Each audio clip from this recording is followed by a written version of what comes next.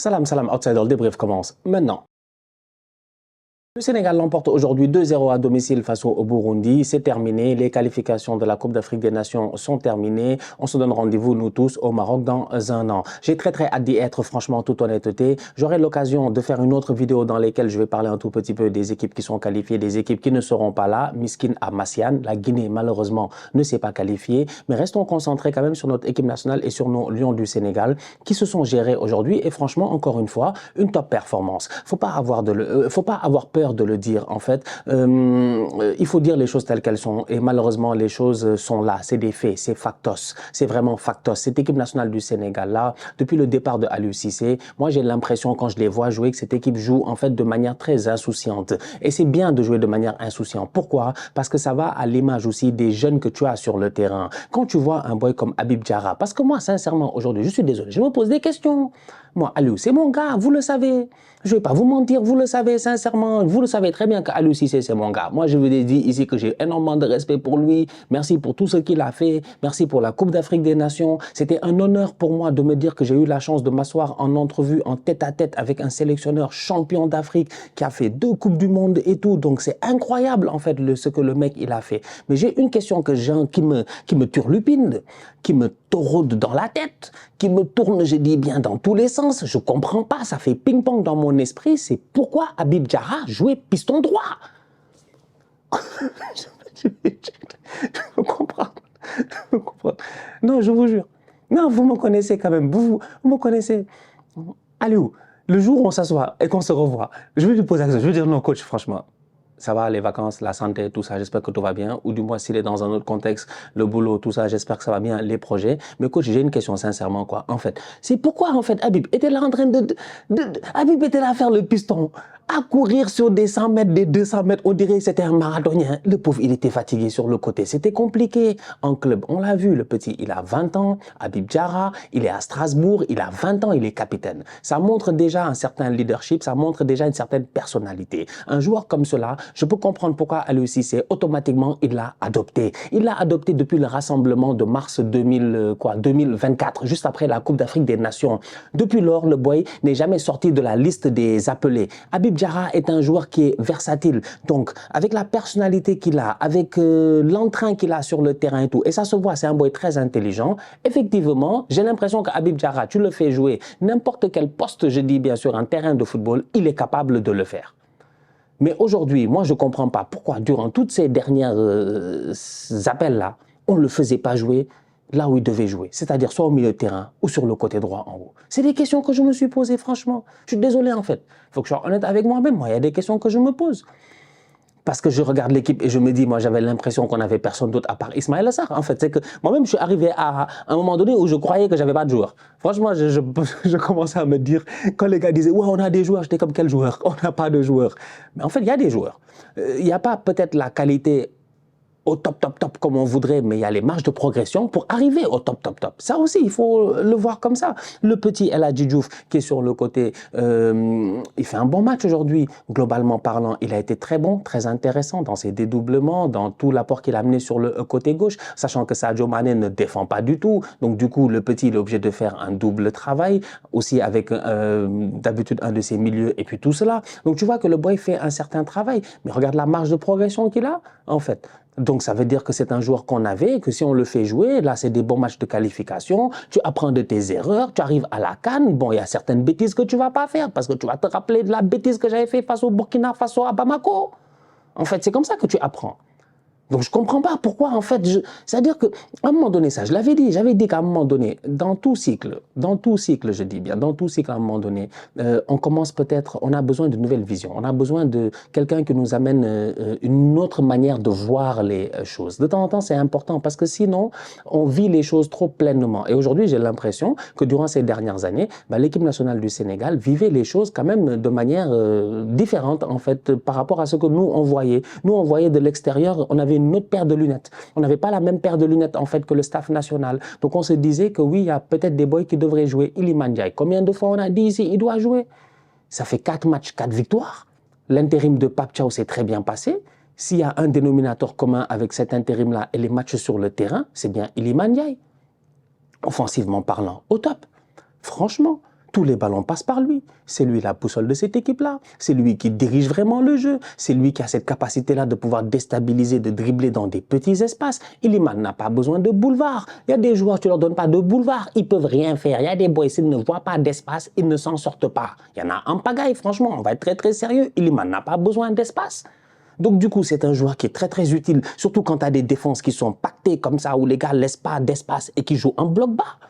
Donc Iliman Ndiaye qui rentre dans ce 11 de départ-là, qui commence à jouer au football, en fait, qu'est-ce qui l'empêchait de jouer avant? Vous n'allez pas me dire que Iliman s'est levé un bon matin et que durant les 2 derniers rassemblements, il a pris ses responsabilités en main, il est devenu un grand garçon. Donc ça veut dire qu'à un moment donné, moi c'est ce que je disais en disant que, franchement,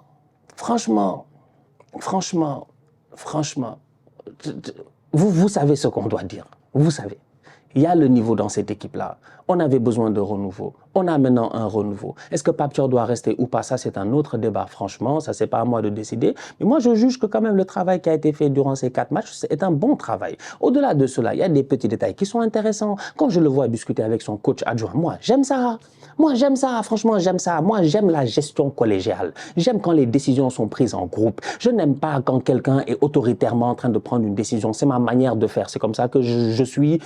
Voilà, moi, je suis comme ça, en fait. Si demain, j'étais un PDG, un gestionnaire d'entreprise, il y a différents types de gestion. Ceux qui sont en école de gestion, de management et tout, ils le savent. Moi, je suis dans la gestion collégiale. Vraiment, moi, j'aime écouter les avis des autres. J'ai pas peur, moi, personnellement, Stan Diop, de m'entourer de personnes qui sont beaucoup plus fortes que moi. Parce que j'ai pas ce complexe-là. Ça ne me dérange absolument pas. Donc, aujourd'hui, moi, j'apprécie quand je vois cela. Et aujourd'hui, je me dis, OK, quand je vois l'équipe nationale, quand je vois ce que je vois en tout cas visuellement de chez moi, parce que je suis pas à l'intérieur, évidemment, je me dis, OK, j'ai l'impression qu'il y a de la discussion, il y a des, OK, coach, ça, c'est pas comme ça, mais tu penses qu'on devrait faire ça, peut-être on devrait faire ça, OK, d'accord, mais tu as pensé à ça, mais c'est comme ça que ça avance, en fait. C'est comme ça que ça avance, parce que c'est dur. Il faut qu'un seul tienne le volant, c'est vrai. Il y a un seul qui tient le volant, c'est vrai. Il n'y a pas de problème.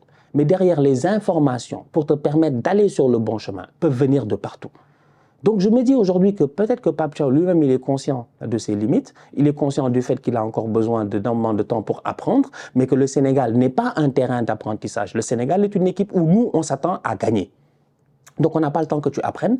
Donc, automatiquement, peut-être que ça crée un environnement où ça travaille en groupe. Donc, tu vois que les gars, quand même, j'ai l'impression qu'ils ont osé changer les choses un tout petit peu. Quitter la défense à 3, passer à une défense à 4, faire jouer un milieu de terrain à 3, faire jouer Pape, comment il s'appelle, Pape Matar Sarr, Gana Gueye, Habib Diarra, ou bien, comment il s'appelle, mon boy, Pape Gueye, Gana Gueye, Habib Diarra. C'est-à-dire que tu regardes ça et tu te dis, OK, il y a quelques changements qui ont été faits. Iliman Ndiaye qui rentre, qui est dans cette position de numéro 10 là, Sadio Mané qui se ressent un tout petit peu comme attaquant intérieur, vu qu'on sait que maintenant Sadio ne peut plus faire les affaires de piston là. On est obligé de limiter un tout petit peu les efforts qu'il va faire sur le terrain, faire jouer Shérif. Aujourd'hui, c'est intéressant, ça fait du bien en fait de changer un tout petit peu, parce que ça a toujours été les mêmes choses. Soit c'est Jackson, soit c'est Boulaye, soit c'est Habib. Bon, il y avait des boys qui étaient là, mais on les voyait pas trop. Tu le vois aujourd'hui pendant tout le match, il est assez intéressant physiquement parlant, il a fait un bon match, tu peux jouer avec lui en pivot, en remise et tout, les buts vont venir petit à petit et tout. Donc je regarde ça et je me dis que pour moi le staff national aussi, il faut les respecter. Il faut respecter le travail qui a été fait. Il y a eu un changement drastique après 2 matchs. Les 4 derniers matchs, ils les ont gagnés. 4 victoires, presque aucun but encaissé, je pense. Top performance, Habib Diarra libéré à jouer à son poste sensationnel, des rentrées mais exceptionnelles, le petit Cher Sabali qui est en 2e division, qui est au top de sa forme là-bas, qui rentre, qui fait une passe décisive, mais il est exceptionnel, mais exceptionnel. Sur le côté, il a été très bon.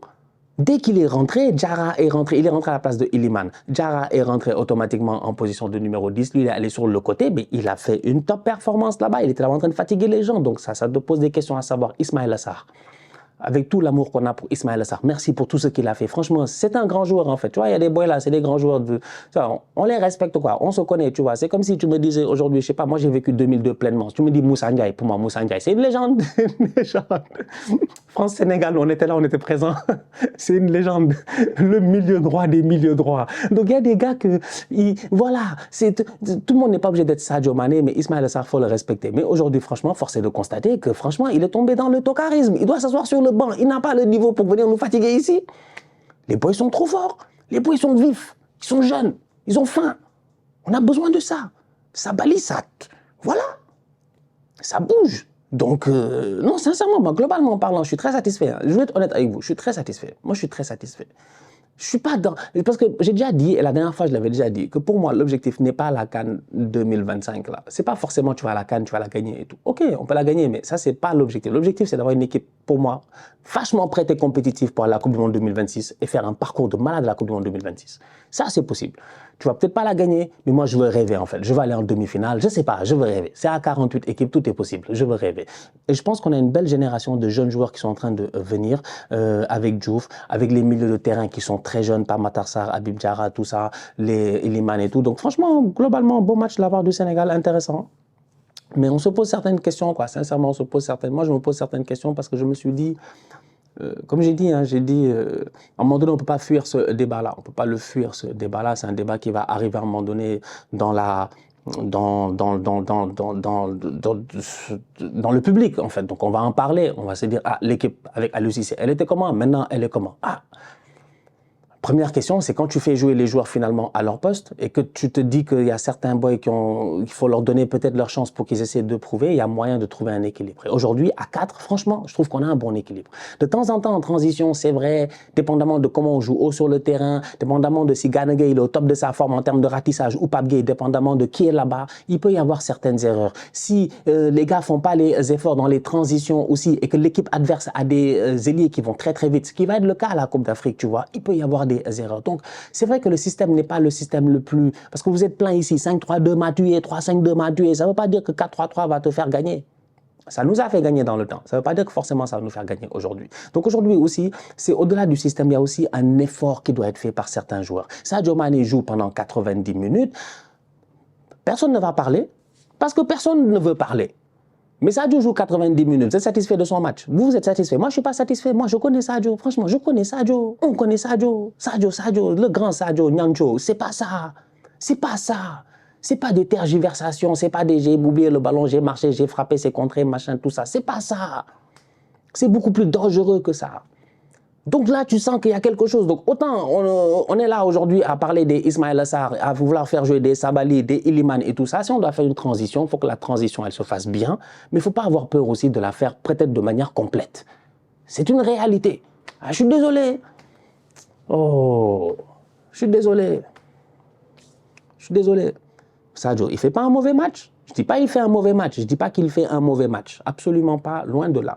Mais moi, je vois dans le futur, en fait. Je ne vois pas dans le futur. Je me projette dans le futur. J'essaie de me projeter en me disant, OK, d'accord, cette équipe-là, elle est quand même assez intéressante. Je vois que j'ai des profils qui émergent en termes de leadership, tu vois. J'ai des profils qui émergent.